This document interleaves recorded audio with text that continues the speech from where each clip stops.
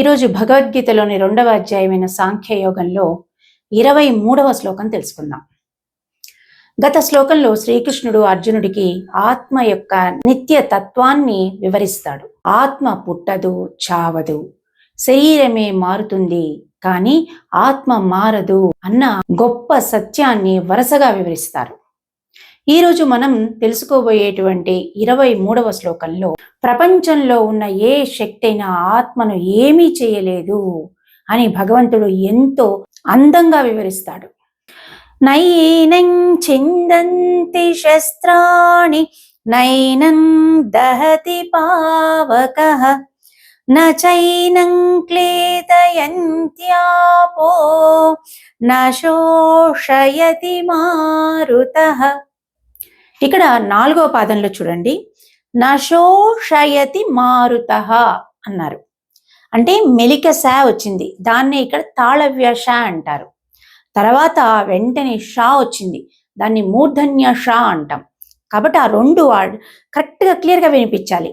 నశోషయతి మారుతః అని పలకాలి. షా వినిపించాలి, షా కూడా వినిపించాలి అన్నమాట. శ్లోకాన్ని మళ్ళీ ఒకసారి పాడతాను, జాగ్రత్తగా వినండి. నైనం చిందంతి శస్త్రాణి నైనం దహతి పావకః న చైనం క్లేదయంత్యాపో న శోషయతి మారుతః. ఇప్పుడు శ్లోకార్థం తెలుసుకుందాం. ఓ పార్థ, ఈ ఆత్మను ఏ ఆయుధాలు ఖండింపజాలవు, అగ్ని దహింపజాలదు, నీరు తడపజాలదు, గాలి ఎండింపజాలదు. ఎందుకనగా ఆత్మ ఎప్పటికీ భౌతిక పదార్థం కానేరదు.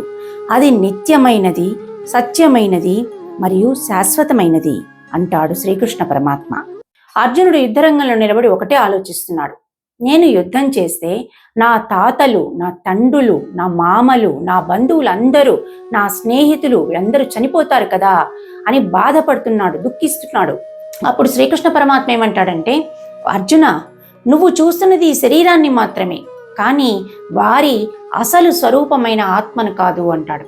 ఆ ఆత్మ కత్తితో కోయబడదు, బాణంతో గాయపడదు, అగ్నికి కాల్చబడదు, నీరుతో తడపబడదు, గాలితో ఎండదు. అలాంటిది అంటే ఈ ప్రపంచంలో ఉన్న ప్రతి వస్తువు కూడా ఈ 4 శక్తుల ప్రభావానికి లోనవుతుంది కదా, కానీ ఆత్మ మాత్రం ఈ 4 శక్తుల ప్రభావానికి లోను కాదు. అదే ఆత్మ అంటాడు. అంటే ఈ ప్రపంచంలో ఏ వస్తువు అయినా సరే మార్పుకు లోనవుతుంది, కానీ ఆత్మ ఏ మార్పుకు లోను కాదు. ఎందుకంటే అది భౌతిక పదార్థం కాదు. ఆత్మ అన్నది ప్రకృతి నియమాలకు అతీతమైనటువంటిది. ప్రకృతి దాన్ని ఏమీ చేయలేదు, ప్రకృతి నియమాలు దానికి వర్తించవు అంటారు. ఈ రోజుల్లో మనందరము ఏ చిన్న చిన్న అపజయాలు వచ్చినా, ఏదైనా చిన్న అవమానం వచ్చినా కూడా కుంగిపోతాం. రోజుల తరబడి దాని గురించి ఆలోచిస్తూ ఉంటాం. చిన్న చిన్న అలజడులకు కూడా నిరాశ చెందిపోతూ ఉంటాం. ఉద్యోగం లేదని, డబ్బు లేదని, సంపద లేదని, ఆరోగ్యం లేదని, ఇలా ఒకటేంటి ప్రతి దానికి కూడా నిరాశ చెందుతుంటాం. కానీ భగవంతుడు అనేది ఏంటంటే, ఈ శరీరమే నీది కానప్పుడు వీటన్నిటితో నీకేంటి సంబంధం? ఆత్మకు ఏ అవమానం అంటదు. ఆత్మని ఎవరు అవమానించలేరు, ఆత్మని ఎవరు నాశనం చేయలేరు. కాబట్టి మన చుట్టూ జరిగేటువంటి ఏ పరిస్థితులు కూడా దాన్ని ఏ రకంగానూ కదిలించలేవు అంటారు. కాబట్టి ఈ సత్యాన్ని అర్థం చేసుకున్న వ్యక్తులు పరిస్థితులకు బానిసలు కారు.